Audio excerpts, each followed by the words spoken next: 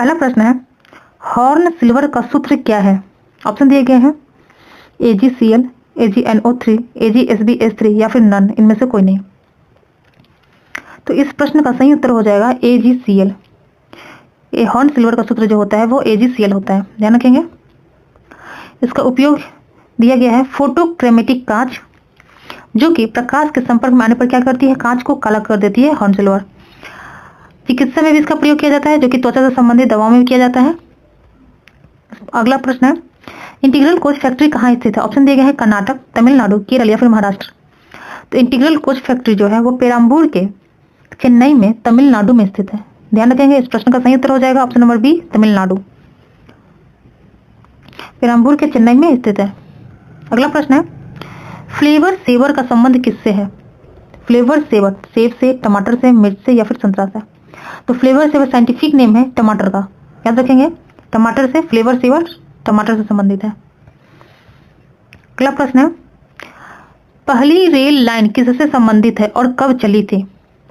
तो पहली rail line जो है वो 1853 में डलहौजी के शासनकाल में पुणे से थाने चली थी, ध्यान रखेंगे, पुणे से थाने चली थी। तो इस प्रश्न का सही उत्तर हो जाएगा मध्य रेल 16 अप्रैल 1853 को चली थी। तो रेल लाइन अगर पूछा जाए तो मध्य रेल से संबंधित है, और कब चली थी? तो 16 अप्रैल 1853 को चली थी। तो इस प्रश्न का हमारा सही उत्तर हो जाएगा ऑप्शन नंबर ए। और जो प्रथम रेल जो चली थी उसका जो नाम था वो था फेयरी क्वीन, ध्यान रखेंगे। जब भी पूछा जाता है प्रश्न क्या नाम था, तो उस रेल का नाम था फेयरी क्वीन रखा गया था।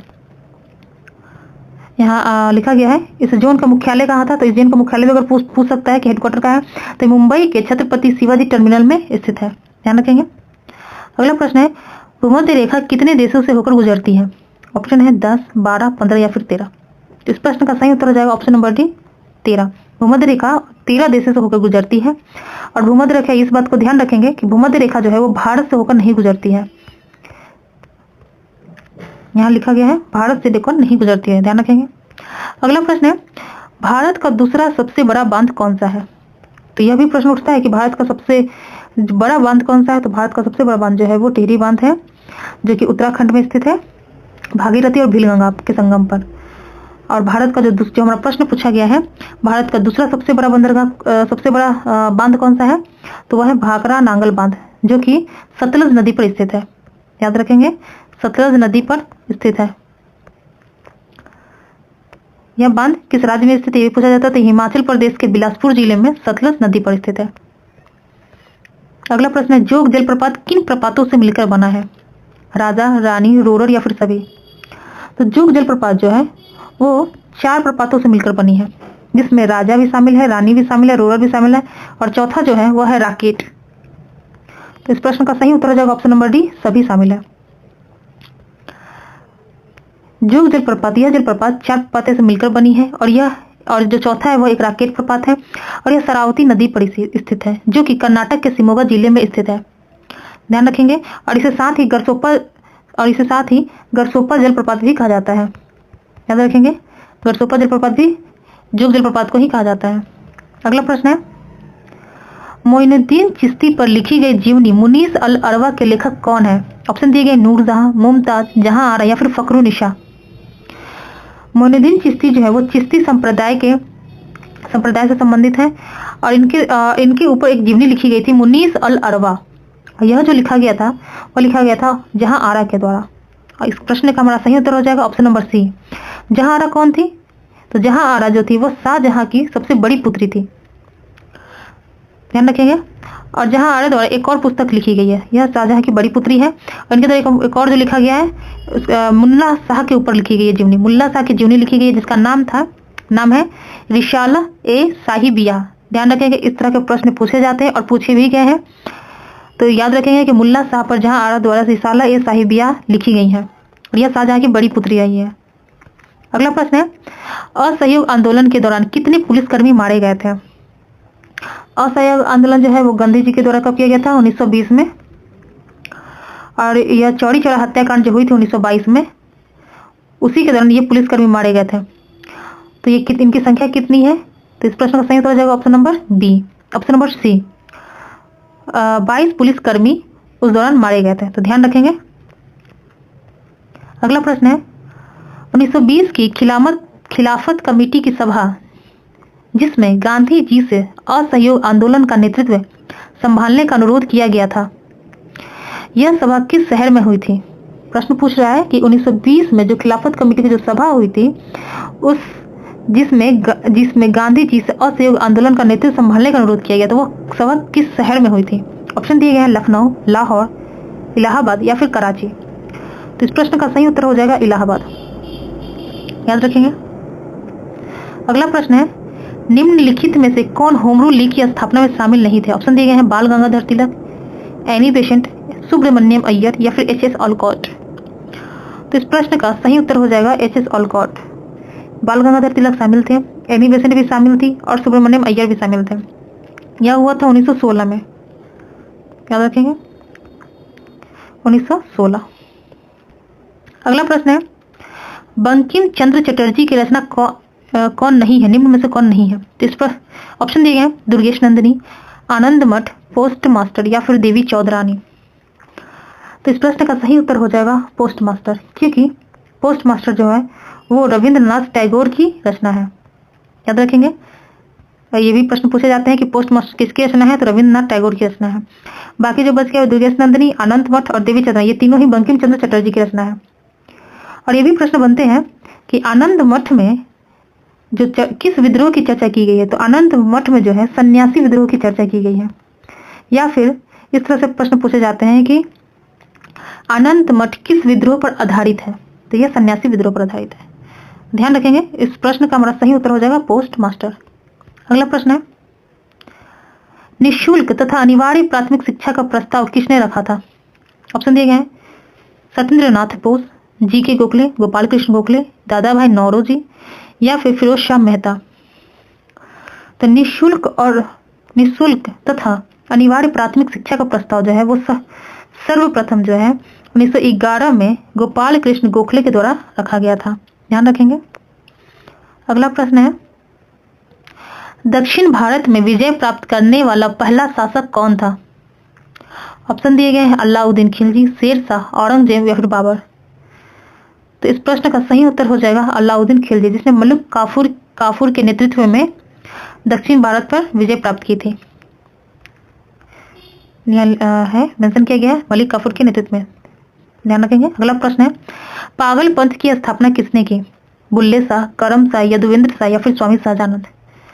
तो पागल पंथ की स्थापना जो है वो करम शाह के द्वारा की गई थी, ध्यान रखेंगे।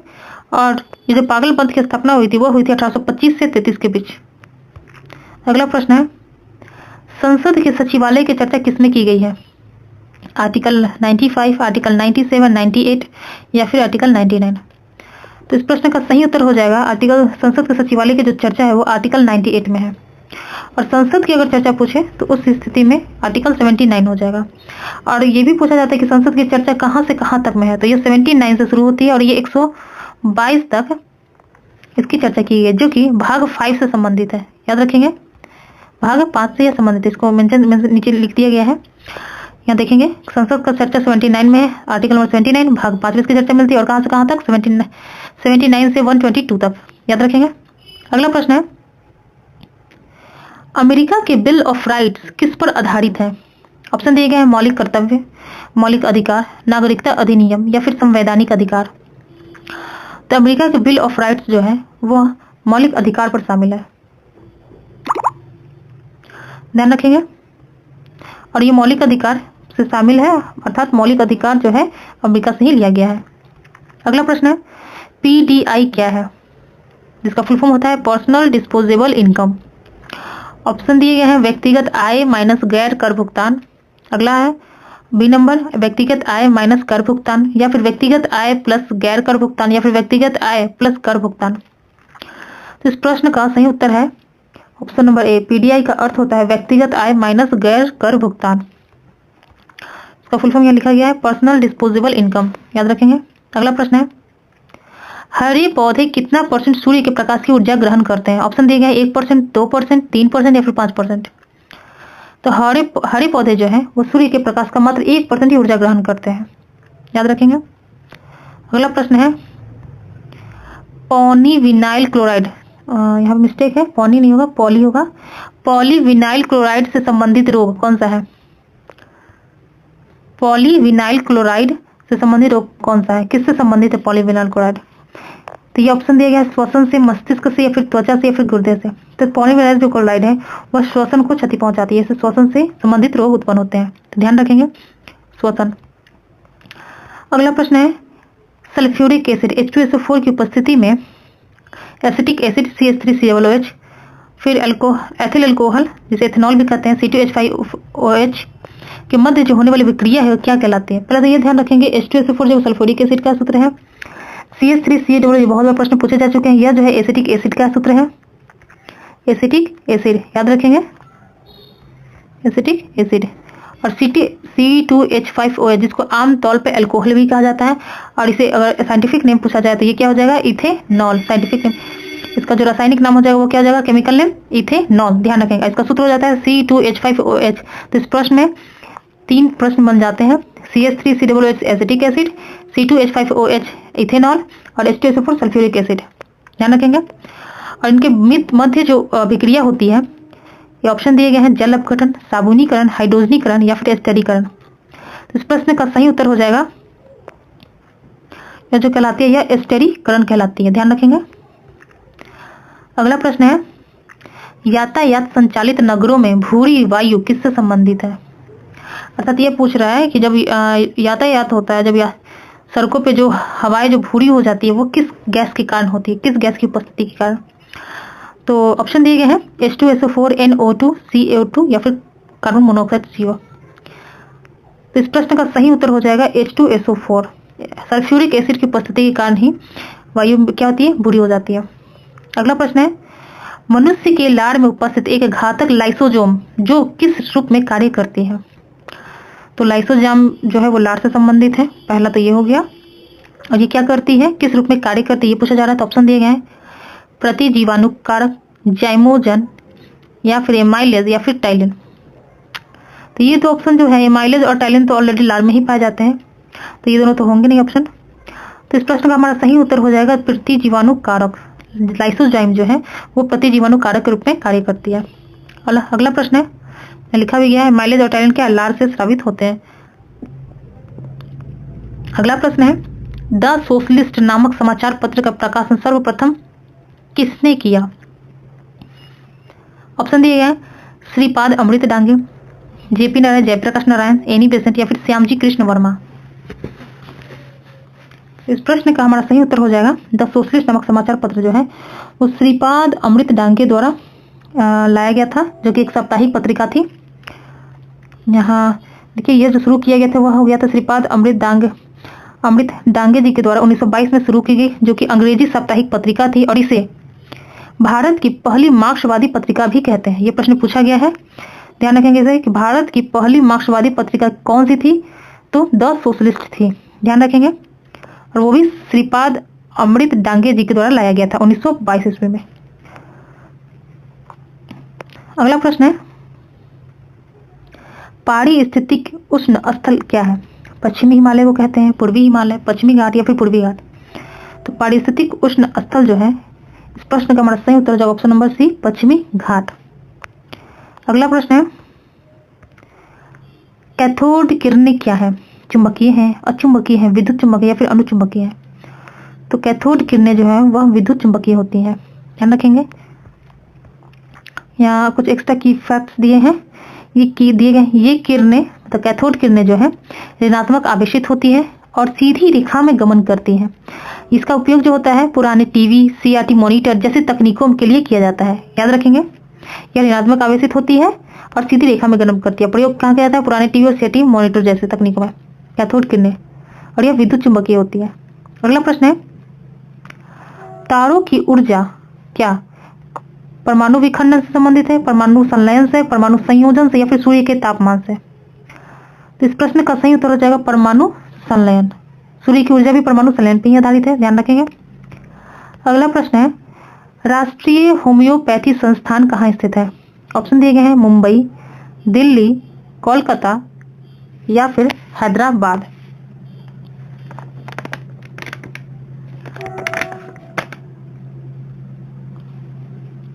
तो इस प्रश्न का सही उत्तर हो जाएगा राष्ट्रीय होम्योपैथिक जो संस्थान है ऑप्शन नंबर सी कोलकाता में है। इसके जो जनक है वो हैनीमैन थे। ये जनक बहुत बार पूछे जा चुके हैं। तो इस होम्योपैथी का जो जनक है वो हैनीमैन है, डॉक्टर केफी सैमुअल हैनीमैन। और इसकी अवधारणा जो है लाइक क्योर्स लाइक है। ध्यान रखेंगे इसकी अवधारणा किस पर है, लाइक क्योर्स लाइक पर आधारित है। अगला प्रश्न है जलियांवाला नरसंहार कब हुआ था? जलियांवाला हत्याकांड का डेट पूछा जा रहा है। 15 अप्रैल 1919 को, 13 अप्रैल 1918 को, 13 अप्रैल 1919 को या फिर 15 अप्रैल 1918 को। तो इस प्रश्न का हमारा सही उत्तर हो जाएगा ऑप्शन नंबर सी 13 अप्रैल 1919 को। जलियांवाला नरसंहार जो हुआ था 13 अप्रैल 1919 को हुआ था। अगला प्रश्न है इलेक्ट्रॉन का द्रव्यमान क्या है? इलेक्ट्रॉन का मास पूछा जा रहा है। ऑप्शन दिए गए हैं, इसमें देखेंगे ऑप्शन, चारों ऑप्शन तो एक जैसा ही है बट इसके पावर अलग अलग है। तो -30, -31, -37 या फिर -38। तो इस प्रश्न का सही उत्तर हो जाएगा ऑप्शन नंबर बी। इलेक्ट्रॉन का जो द्रव्यमान है 9.109 इंटू 10⁻31 kg याद रखेंगे और इस पर निगेटिव चार्ज होता है। अगला प्रश्न है महार आंदोलन किसके द्वारा शुरू किया गया? ऑप्शन दिए गए हैं बी आर अम्बेडकर, गांधी जी, जेपी नारायण या फिर स्वामी सहजानंद। तो महार आंदोलन जो है भीमराव अंबेडकर जी के द्वारा शुरू किया गया था, जो कि महाराष्ट्र राज्य से संबंधित है। राज्य भी पूछे जाते हैं किस राज्य से संबंधित है, तो महाराष्ट्र राज्य बॉम्बे से संबंधित है। एक्स्ट्रा की फैक्ट्स में लिखे गए हैं। यह जो शुरू हुआ था 20 मार्च 1927 को शुरू हुआ था। यह महार क्षेत्र का महार जो है रायगढ़ जिला में स्थित है और यह महाराष्ट्र से संबंधित है। उद्देश्य जो था इसका दलितों को सार्वजनिक चवदार तालाब से पानी पीने की अनुमति दिलाना। ध्यान रखेंगे इसका उद्देश्य। अगला प्रश्न है उड़ई। उड़ई क्या है? आधार कार्ड के पीछे उड़ई का वो मेंशन किया जाता है ऊपर में कि उड़ई लिखा हुआ रहता है, जिसके अभी अध्यक्ष कौन है? भुवनेश कुमार। याद रखेंगे उड़ई के जो अभी अध्यक्ष हैं जो चुने गए हैं वो भुवनेश कुमार है। और यहाँ पे इसके प्रश्न पूछे जा रहे हैं, इसका फुल फॉर्म पूछा जा रहा है क्या है। तो इस प्रश्न का सही उत्तर हो जाएगा option number a unique identification authority of India. ध्यान रखेंगे। इसकी स्थापना दी गई है आधार अधिनियम 2016 के तहत 12 जुलाई 2016 की इसकी स्थापना की गई थी उड़ई की। और इसके जो अध्यक्ष है भुवनेश कुमार। ध्यान रखेंगे। अगला प्रश्न है पीतल और कांसा किसका मिश्रण है? ऑप्शन दिए गए ठोस द्रव, द्रव द्रव, ठोस ठोस या फिर गैस ठोस। तो इस प्रश्न का सही उत्तर हो जाएगा पीतल और कांसा का जो मिश्रण होता है वो ठोस ठोस होता है। Option number C. अगला प्रश्न है माउंट एवरेस्ट पर चढ़ने वाले प्रथम व्यक्ति कौन थे? ऑप्शन दिए गए हैं Edmund Hillary, Junko Tabei, Tenzing Norgay या फिर विजेंद्री पाल। तो माउंट एवरेस्ट पर यहाँ प्रश्न जो पूछा जा रहा है वो माउंट एवरेस्ट पर चढ़ने वाले प्रथम व्यक्ति के बारे में पूछा जा रहा है। यहाँ ये जो सभी ऑप्शन जो है वो सभी माउंट एवरेस्ट से संबंधित है। तो प्रथम व्यक्ति कौन थे? तो वो थे एडमंड हिलेरी। ये भी प्रश्न पूछता है कि एडमंड हिलेरी किस देश से संबंधित है? तो ध्यान रखेंगे यह जो है न्यूजीलैंड से संबंधित है। ये प्रश्न पूछे गए हैं तो ये जो है न्यूजीलैंड से संबंधित है। और यहाँ ऑप्शन नंबर डी को देखेंगे तो जुंको तबई जो है वो प्रथम महिला थी माउंट एवरेस्ट पर चढ़ने वाली। यह पहली क्या थी? वुमन थी, महिला थी। ध्यान रखेंगे। अगला तेनजिंग नोरगे तो ये प्रथम भारतीय थे। प्रथम भारतीय अगर पूछा जाए तो उस माउंट एवरेस्ट पर चढ़ने वाले थे ये तेनजिंग नोरगे थे। और ये विजेंद्री पाल जो थी ये महिला में अगर पहला पूछा जाए भारतीय तो ये हो जाएंगे विजेंद्री पाल। ध्यान रखेंगे। अगला प्रश्न है CRPF central reserve police force, इसका फुल फॉर्म होता है, फुल फॉर्म भी पूछ लिए जाते हैं तो एक्स्ट्रा की फैक्ट्स है, इसको ध्यान में रखेंगे। सेंट्रल रिजर्व पुलिस फोर्स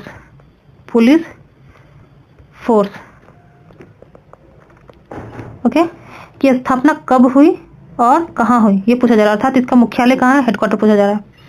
तो सीआरपीएफ की जो स्थापना हुई थी वह हुई थी ऑप्शन नंबर बी में इसका आंसर दिया गया 1939 में हुई थी सीआरपीएफ की स्थापना और इसका हेडक्वार्टर जो है वो नई दिल्ली में है। ध्यान रखेंगे। अगला प्रश्न है इसरो ने स्पैरडेक्स किस व्हीकल से लॉन्च किया? तो इसरो का एक मिशन है स्पैरडेक्स। पूछा जा रहा है कि यह किस व्हीकल से संबंधित है। ऑप्शन दिए गए हैं PSLV C50 या फिर PSLV C60 या फिर PSLV C52 या फिर PSLV 62। तो इसरो ने स्पेसडेक्स को जो लॉन्च किया था वो PSLV C60 से हुआ था। PSLV का फुल फॉर्म होता है पोलर सैटेलाइट लॉन्च व्हीकल, ध्यान रखेंगे, polar satellite launch vehicle.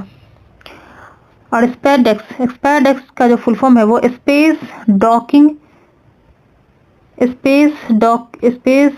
Experiment. याद रखेंगे, इसका फुल फॉर्म भी पूछा जा सकता है कि ये करंट अफेयर का प्रश्न है कि ये पूछा जाएगा स्पेसडेक्स के फुल फॉर्म क्या है, तो स्पेस डॉकिंग एक्सपेरिमेंट,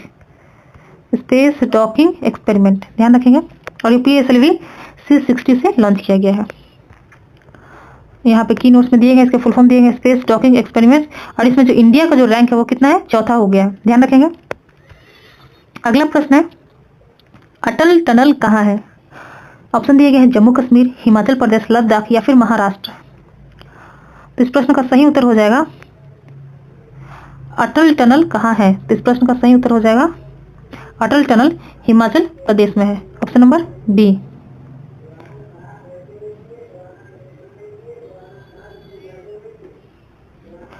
यहाँ कुछ की फैक्ट्स भी दिए गए हैं। यह भारत की सबसे लंबी टनल है, साथ ही यह क्या करती है, किसको जोड़ती है। ज्यादातर प्रश्न ये पूछे जाते हैं कि इसकी लंबाई, कभी कभी लंबाई पूछ ले जाते हैं, तो ध्यान रखेंगे 9.02 किलोमीटर है अटल टनल, जो कि हिमाचल प्रदेश से संबंधित है। और साथ ही ये पूछता है कि किस किस घाटी को जोड़ती है, तो यह क्या करती है, मनाली के लाहौल और स्पीति घाटी को जोड़ती है। ध्यान रखेंगे, ये भी प्रश्न है, यह मनाली को लाहौल और स्पीति घाटी से जोड़ती है अटल टनल। इसकी जो लंबाई है कुल 9.02 किलोमीटर है, ध्यान रखेंगे। अगला प्रश्न है भारत यूएनओ का सदस्य कब बना था, यूनाइटेड नेशन ऑर्गेनाइजेशन। इसका फुल फॉर्म होता है यूनाइटेड नेशन ऑर्गेनाइजेशन। ऑप्शन दिए गए हैं 30 अक्टूबर 1950 को, 25 अक्टूबर 1945 को, 12 अक्टूबर 1945 को या फिर 30 अक्टूबर 1945 को। तो इस प्रश्न का सही उत्तर हो जाएगा भारत जो बना था, वो सदस्य जो बना था वो बना था 30 अक्टूबर 1945 को। तो इस प्रश्न का हमारा सही उत्तर हो जाएगा 30 अक्टूबर 1945, ऑप्शन नंबर डी। और यूएनओ की अगर स्थापना पूछा जाए तब उस स्थिति में इसकी स्थापना जो हुई थी वो 24 अक्टूबर 1945 की हुई थी, ध्यान रखेंगे। यूएनओ की स्थापना 24 अक्टूबर 1945 को हुई थी। और इस टाइम जो सदस्य देश थे, ये भी प्रश्न पूछे जाते हैं कि यूएनओ के गठन के समय कितने सदस्य देश थे, तो उनकी संख्या कितनी थी, 51 थी। अगला प्रश्न है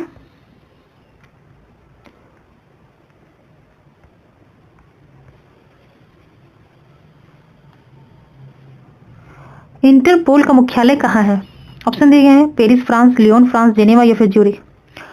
तो इंटरपोल का जो मुख्यालय है वो लियोन फ्रांस में है, ध्यान रखेंगे। इसके कुछ कीनोट्स हैं। इंटरपोल का फुल फॉर्म दिया गया इंटरनेशनल क्रिमिनल पुलिस ऑर्गेनाइजेशन। और इसके जो हेड हैं, उनके हेड का जो नाम है ये है उर्किस पटेल, याद रखेंगे। बने हैं ये उर्किस पटेल जो है इनके अध्यक्ष हैं इंटरपोल के। अगला प्रश्न है HDI रिपोर्ट फर्स्ट बार कब जारी की गई, मतलब पहली बार कब जारी की गई। ऑप्शन दिए गए 1991, 1990, 1992 या फिर 1993। तो HDI जिसका पहला तो ये होता है HDI क्या है, तो HDI क्या है, एक तरह का मानव विकास रिपोर्ट हिंदी में कहते हैं, और इंग्लिश में इसका फुल फॉर्म अगर पूछा जाए तो ह्यूमन डेवलपमेंट इंडेक्स। और इसे जारी करने के लिए कुछ आयामों को भी फॉलो करना पड़ता है। और ह्यूमन डेवलपमेंट इंडेक्स जो है ये UNDP के द्वारा जारी की जाती है, ध्यान रखेंगे। इसकी पहली रिपोर्ट पूछी जा रही है कि कब जारी की गई थी। इसकी पहली रिपोर्ट जो है वो 1990 में जारी की गई थी, ध्यान रखेंगे।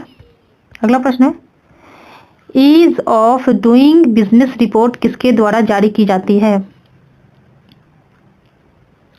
तो ऑप्शन दिए गए वर्ल्ड बैंक, IMF, WTO या फिर यूनेस्को। तो ease of doing business report जो है वर्ल्ड बैंक के द्वारा जारी की जाती है, याद रखेंगे। ज़्यादातर बच्चे WTO लगा देते हैं बिजनेस के ध्यान में रखते हुए, क्योंकि वर्ल्ड ट्रेड ऑर्गेनाइजेशन या बिजनेस से संबंधित है इसलिए। परंतु इस प्रश्न का सही उत्तर हो जाएगा वर्ल्ड बैंक जो है ease of doing business report जारी करती है, तो ध्यान रखेंगे। अगला प्रश्न है BCCI के सचिव कौन बने हैं। यहाँ सचिव पूछा जा रहा है, ध्यान देंगे, यहाँ सचिव की बात की जा रही है। ऑप्शन दिए गए देवजीत सैकिया, रोजर बिन्नी, जय शाह या फिर OP सिंह। इस प्रश्न का सही उत्तर हो जाएगा देवजीत सैकिया, जो BCCI के सचिव बने हैं। अगला प्रश्न है गुरुदाक्षी पोर्टल गुरुदाक्षी पोर्टल शुरू किया गया कहाँ, किस राज्य में? ऑप्शन दिया गया केरल, कर्नाटक, तमिलनाडु या फिर उत्तराखंड। तो इस प्रश्न का सही उत्तर हो जाएगा गुरुदाक्षी पोर्टल जो है वो कर्नाटक राज्य द्वारा शुरू किया गया है। ध्यान रखेंगे गुरुदाक्षी पोर्टल जो है वह वनों से संबंधित है, वनों के एफआईआर से संबंधित है, जो कर्नाटक राज्य के द्वारा शुरू किया गया है वनों के संरक्षण के लिए। वह अगला प्रश्न है महाकुंभ 2025 की गीत किसके द्वारा गाई गई? जो यूपी में उत्तर प्रदेश में हाल ही में जो महाकुंभ हुए हैं तो उसके बारे में पूछा जा रहा है कि जो गीत गाई गई थी वो किसके द्वारा गाई गई थी? पलक मुच्छल के द्वारा, अरिजीत सिंह, नेहा कक्कर या फिर कैलाश खेर। तो इस प्रश्न का सही उत्तर हो जाएगा कैलाश खेर के द्वारा गाया गया था। और उद्घाटन अगर पूछा जाए महाकुंभ 2025 का उद्घाटन पूछा जाए तो रेल मंत्री कौन है? अश्विनी वैष्णव के द्वारा क्या किया गया था?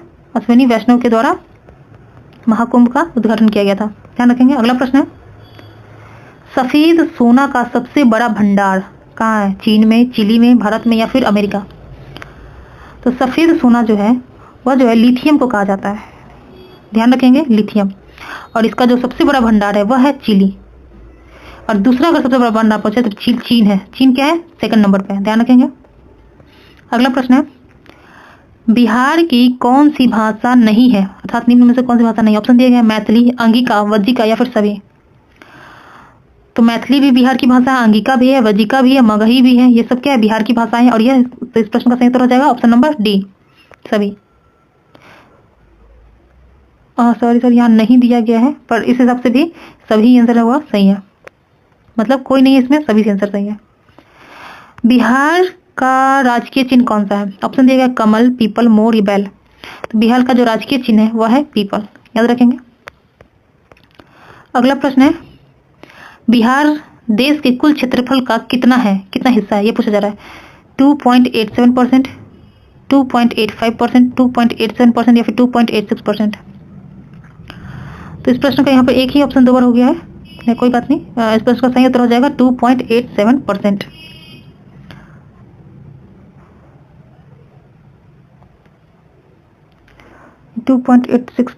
नहीं, इस यहाँ पे 2 ऑप्शन जो दिए ये दोनों ही गलत है। तो इस प्रश्न का सही उत्तर हो जाएगा बिहार जो है भारत देश का कुल जो है 2.86% है। तो इस प्रश्न का सही उत्तर हो जाएगा ऑप्शन नंबर डी। ध्यान रखेंगे। अगला प्रश्न है बिहार में अनुमंडल कितने हैं? अनुमंडल की संख्या पूछी जा रही है। 101, 102, 110 या फिर 111। तो इस प्रश्न का सही उत्तर हो जाएगा 101। बिहार में अनुमंडल की संख्या कितनी है? 101 है। अगला प्रश्न है बिहार के निवासियों को किस प्राचीन ग्रंथ में कीकट कहा गया है? ऑप्शन दिए गए हैं ऋग्वेद, सामवेद, यजुर्वेद या फिर अथर्ववेद। तो कीकट जो कहा गया है वो कहा गया है ऋग्वेद में। ध्यान रखेंगे ऋग्वेद कीकट